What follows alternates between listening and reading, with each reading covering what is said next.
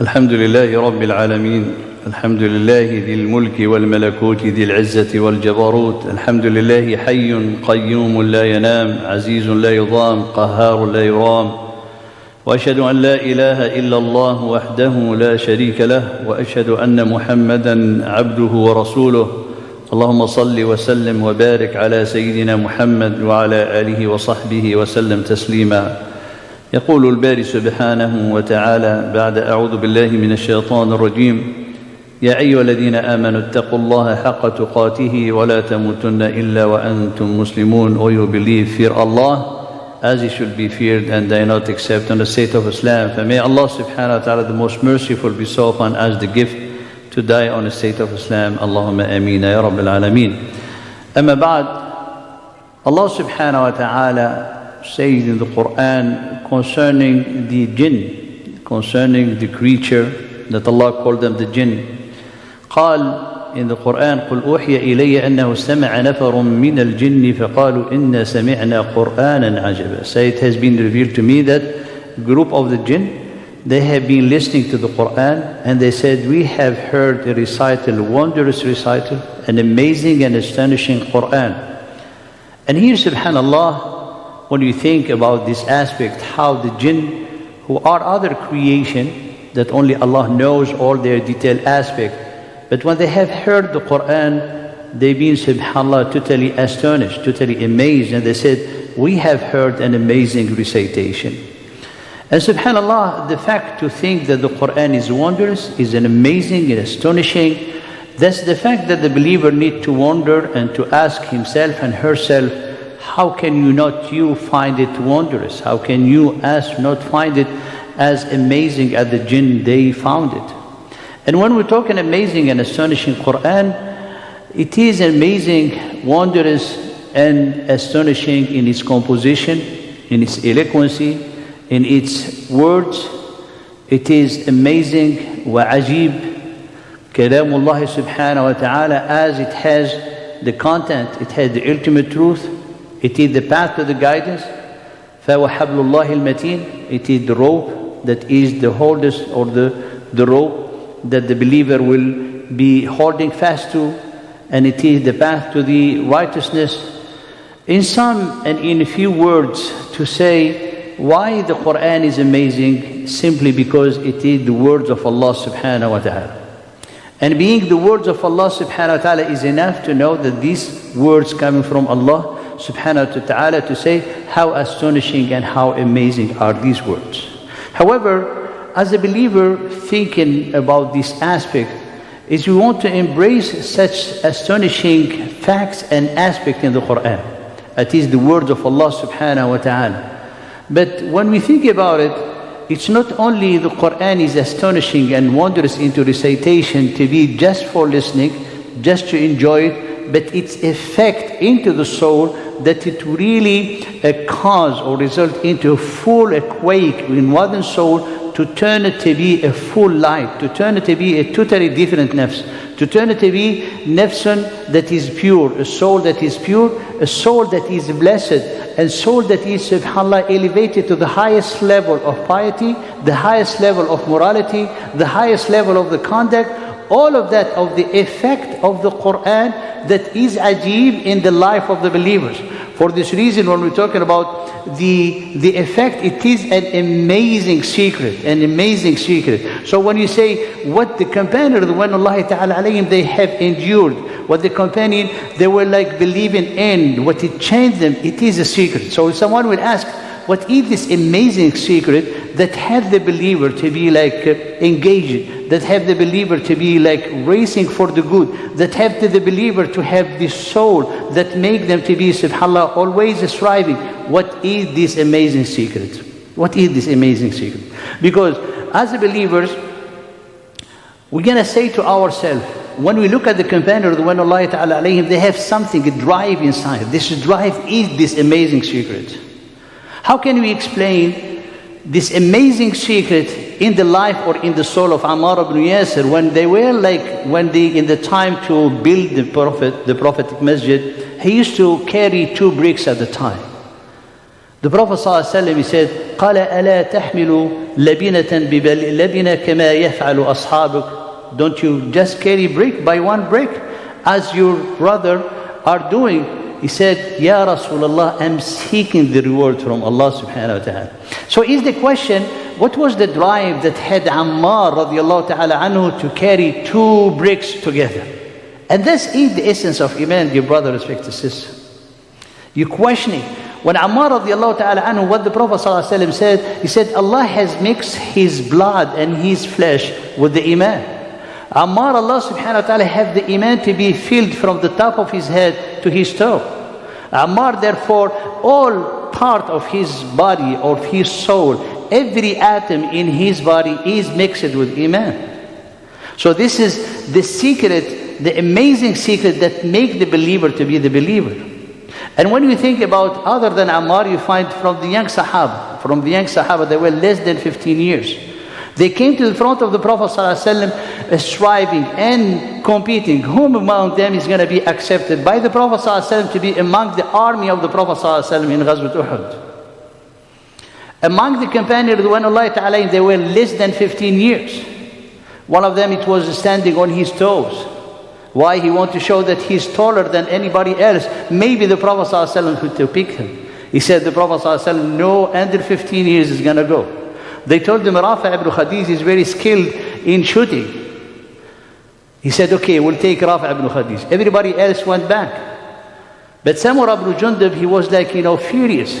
And he was saying to his, father-in-law, he said, Rafi' ibn Khadij, I always wrestling with him and always beat him. Can you please help me with this cause with the Prophet ﷺ? He went back, his father-in-law, to beg the Prophet ﷺ for his son-in-law.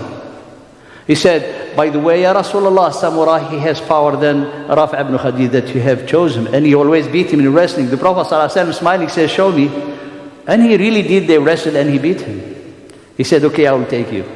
But among those who went back, there are big names in the first generation. Among them is Usama ibn Zayd, who later on became the commander of an army in which was Abu Bakr radiallahu ta'ala anhu.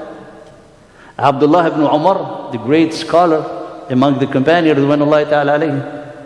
Zayd ibn Thabit, the greatest scholar of Qira'at, among the greatest scholar of Qira'at, among the companions, Abu Sa'id al-Khudri. So you see, subhanAllah, the drive that they have, this amazing secret, dwelt in their heart to become a very strong willpower, to just go compete. Why? To go to death. Are they really want to die?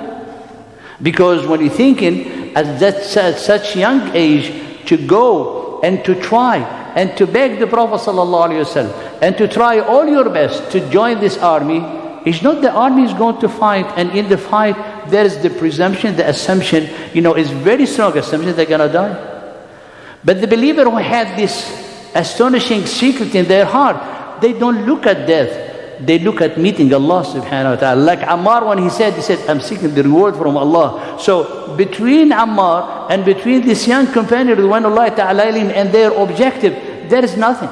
There is no life. The life is, subhanAllah, is a test. The life is a fleeting moment that is passing. It's not something to dwell in it, and eternity is impossible. That's why this secret, amazing, astonishing aspect in the heart of the believer, to make them to see the reality as it should be. They make them live the ultimate truth as it should be.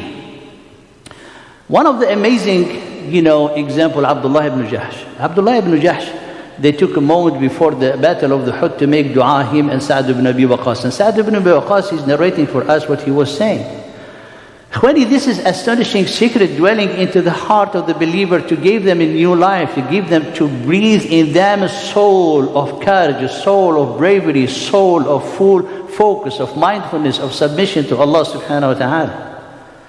It's something amazing, astonishing. As the Quran is ajib, the effect of the Quran is ajab. It's something more amazing, because in the criteria of the humankind, how such a thing can happen.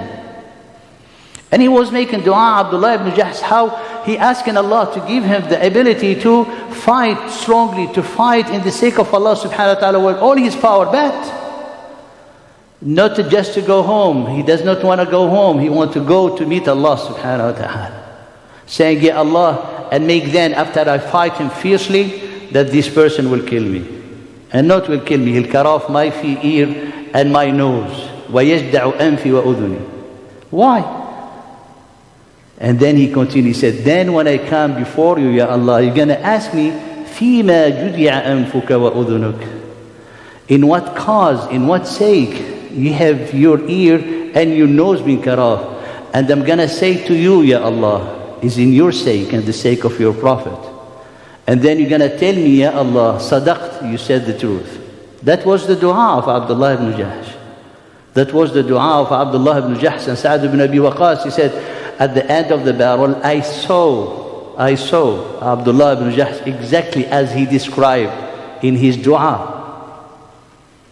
This is the astonishing secret that making a boom quake into the soul of a person, to make it converted, to turn it into full light, to turn it into purified soul, like that, subhanAllah, blessed, like the rain when it comes down and it gives all the benefit in your life. That's how becomes the true believer, with this astonishing secret in their life. It is the same for Anas ibn Nadr in Ghazwat Uhud. Sa'd ibn Abi Waqqas, he said, Ya Rasulullah, I could not do what he has done.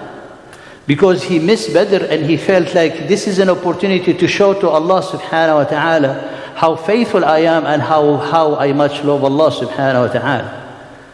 And then when he had this sincere intention, he was finding the scent of paradise. He said, yeah, Mu'adh, I'm finding the scent, I'm smelling the scent of paradise come from behind Uhud. And when they find him killed dead after the Ghazwat Uhud, nobody can recognize him because he has more than 80, as his nephew said, Anas ibn Malik, he has more than 83 stabs in his body. Only his sister recognized him with his tip of his finger. These are, dear brother, respected sister, the secret, amazing, astonishing aspect into the heart of the believer, who turned them to be great people, noble people, which is a secret that elevates the life to be in the highest position, elevate a person to reach the highest standard of morality, the highest standard of ibadah, the highest standard of worship, the highest standard of racing for the good. This is what this amazing secret. And of course, our teacher Muhammad sallallahu alaihi wasallam, when he was almost being reproached about, his subhanAllah striving, and he's like overdoing according to his companion that they loved him of his ibadah, because he's standing the night praying and crying till his feet get swollen. When he was talking about that, maybe he can reduce, maybe he can have rahmah. And what rahmah that the Prophet ﷺ is seeking except to be with Allah? قَالَ أَلَا أَكُونُ عَبْدًا شَكُورًا. Should I not be a thankful servant? This is the teaching of the Prophet ﷺ.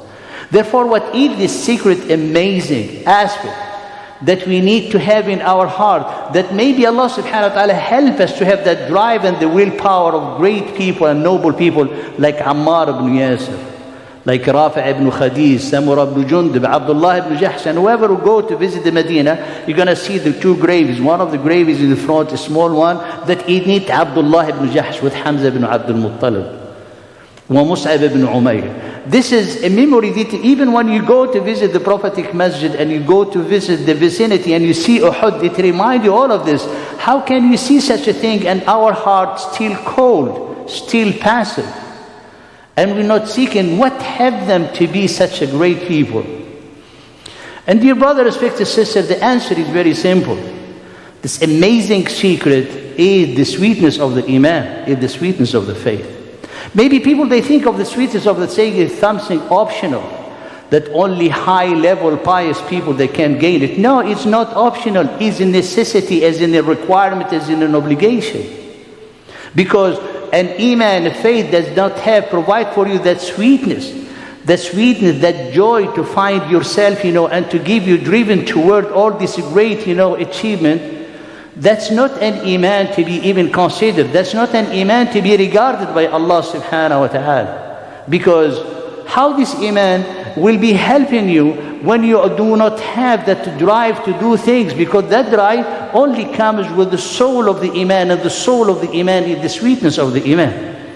And when you listen to the hadith of the Prophet ﷺ about the three characteristics that help one to reach or to gain the sweetness of Iman, قال ثلاث من كن فيه وجد حلاوة الإيمان. Three characteristics. Whoever who will gain them, he will find, he will reach, he will gain the sweetness of Iman. The first one, قال أن يكون الله ورسوله أحب إليه مما سواهما. That Allah subhanahu wa ta'ala and His Messenger will be dearer to His heart, the most beloved to His heart than anything else. And this is a requirement of the deen. This is a pillar into the path of the Iman. There is no way that Allah will accept the Iman of a person when they love other things than Allah subhanahu wa ta'ala. This is the first. قال وأن لا يحب المرأة إلا لله أن لا يحب إلا الله. And if a person to love other person, only they love them in the sake of Allah, within the way of Allah subhanahu wa ta'ala. And this is establishing of all the relationship that will be safe and sound, and that will help a person to be firm on the deen. And the third one, that قال وأيكره أن يعود للكفر كما يكره أن يقذف في النار. To hate, to be turning back to the disbelief and to the ungratefulness as he hates and she hates to be thrown in the fire. So if you see the three characteristics are already an obligation, part of the deen, is not an optional action that is required. For this reason, Allah, the Prophet ﷺ قال ذاق طعم الإيمان. Who will be able to taste the flavor and the sweetness of the Iman? Not to believe, not to believe. The belief is something. The belief is to acknowledge. But the taste of the Iman that make you alive into your heart and into your soul and driven toward all this great achievement is that sweetness of the Iman. قال ذاق طعم الإيمان من رضي. Who will be able to taste this flavor, the sweetness of the Iman? Whoever who is pleased that Allah is His Lord, that Islam is His deen, and Muhammad ﷺ is His Prophet. So you see, it's most of the most basic things. But someone, if you try to analyze, reflect on this ahadith, and you say, what is the aspect that hold all of these characteristics? What is in the basis of all these aspects? Is one thing, dear brothers, sisters, is the love of Allah.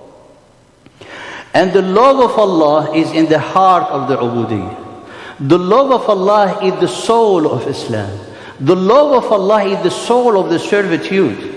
Because when you think and you ask what the meaning of ibadah or ta'abbud, if you divide the steps of love from the lowest to the highest, you find the intention, the longing, the shawq, and so on. And then it comes to the love to as Allah subhanahu wa ta'ala mentioned, قَالَ قَدْ شَغَفَهَا حُبًّا in Surah Yusuf. The shaghaf is one of the level of the high level of the love. But what is the highest level that only can be subhanallah observed with Allah is at-ta'abbudu. So the ta'abbud is the complete love with the complete humility and complete submission. Therefore, at-ta'abbudu is the peak of the love in the heart. So when you say the a'budullah, I mean I love Him completely and I submit to Him completely with the full and complete humility. That's why when Isa alayhi salam, he will be asked in the day of judgment to interfere and intercede in their favor. He said, no, this is for Muhammad, who is Abdullah. Abdullah is like he had the most love to Allah subhanahu wa ta'ala.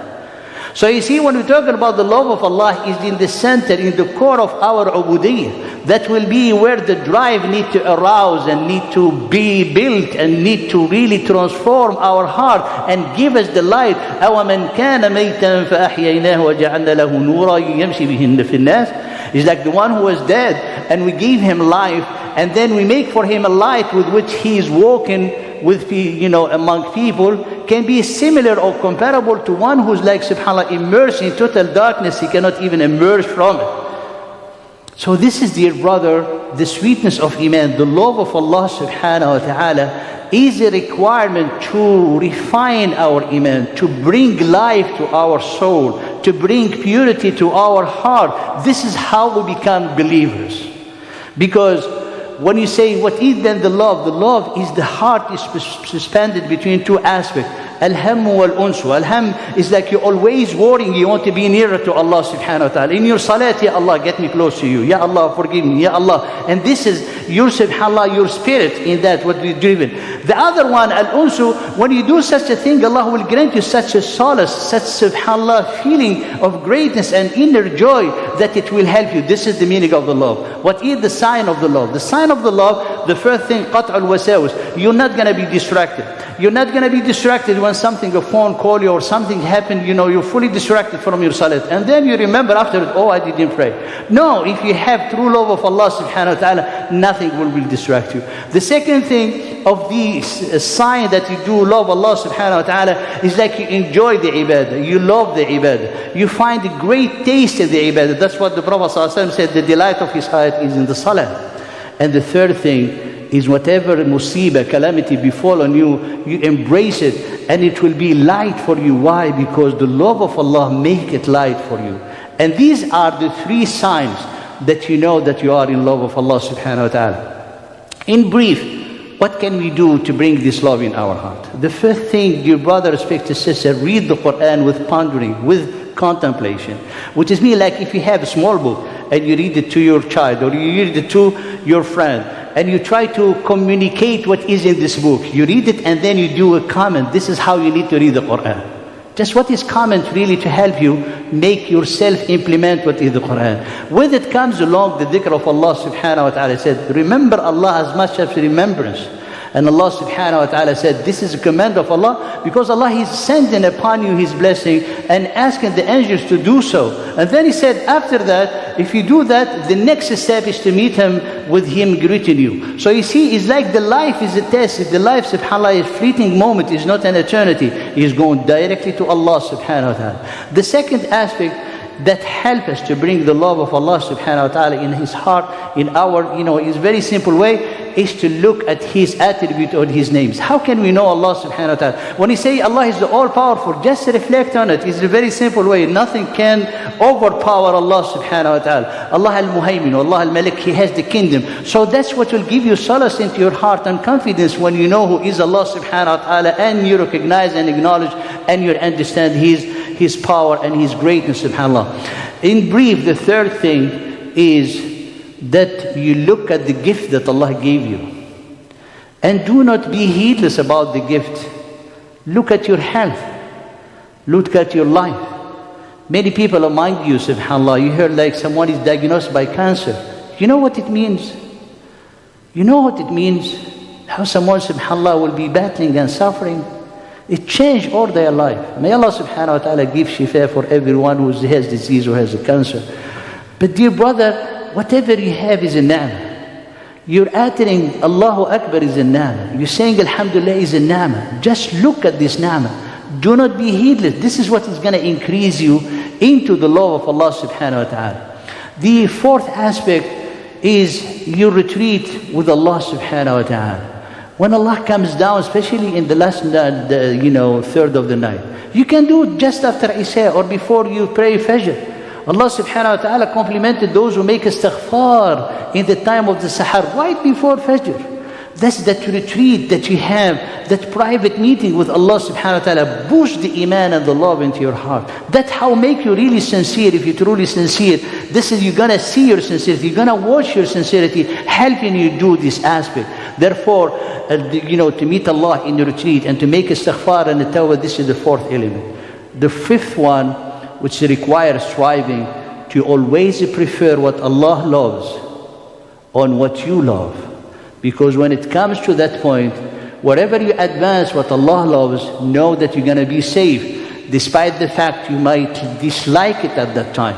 But you believe in Allah, that He's preserving and protecting you, that will drive you to fulfill this aspect. And may Allah subhanahu wa ta'ala bestow upon us His love, and the love of whom He loves, and the love of every deed that get us closer to His love. أقول قولي هذا واستغفر الله لي ولكم فاستغفروه هو الغفور الرحيم.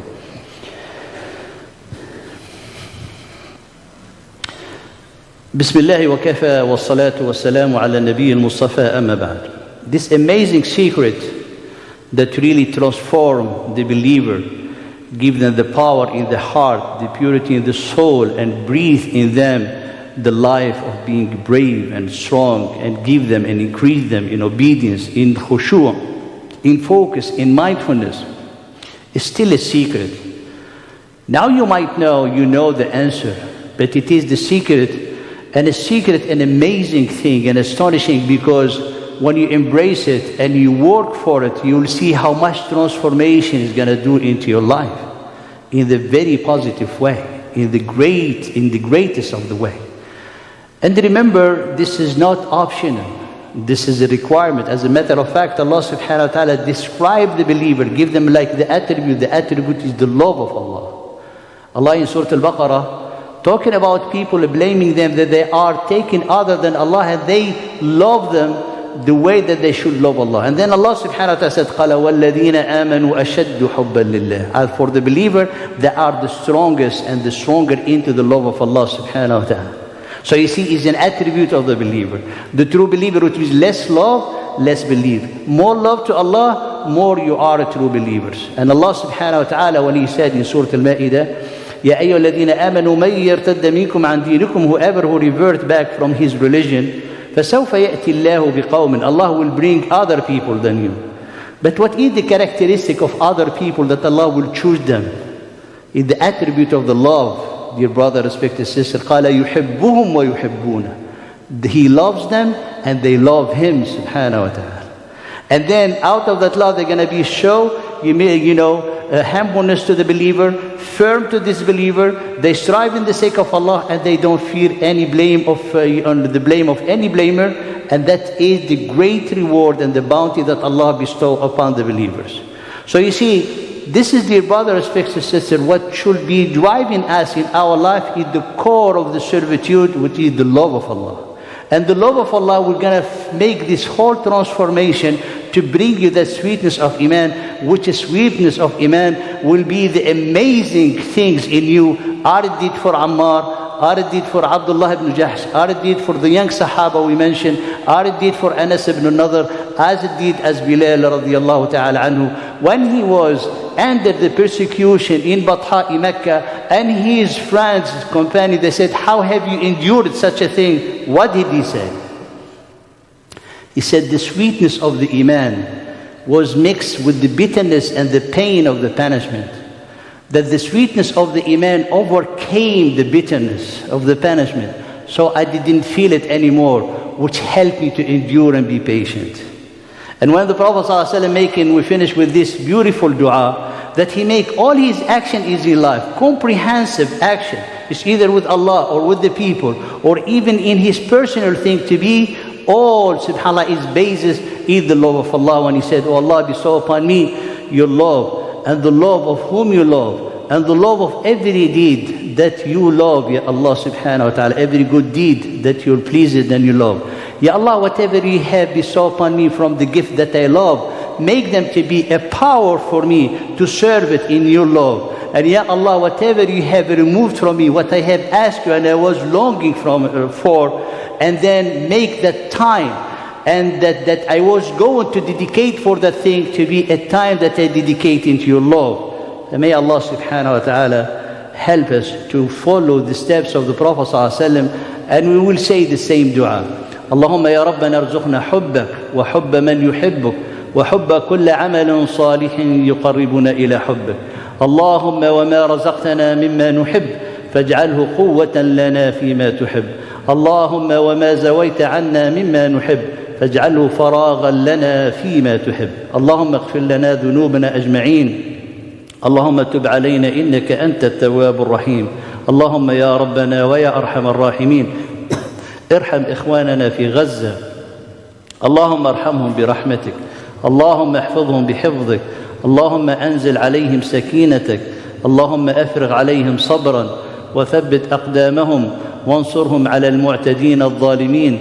إنك على كل شيء قدير وبالإجابة جدير. نعم المولى ونعم النصير. وآخر دعوانا أن الحمد لله رب العالمين. وأقم الصلاة يرحمكم الله.